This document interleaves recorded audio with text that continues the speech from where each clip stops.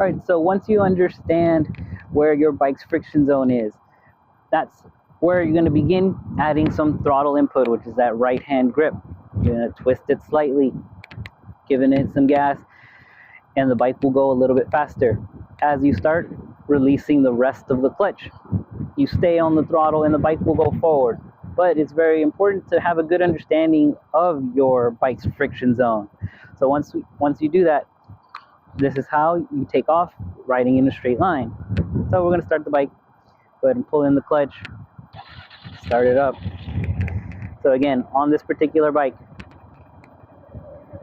right around there, that's that friction zone. If I hold it there, we already saw in my previous video, I can pick up my feet and the bike can get going without any throttle. But if I hold it here and just start adding a little bit of throttle, the bike will go faster. Once it does, I can start finishing out the rest of the clutch and the bike moves forward.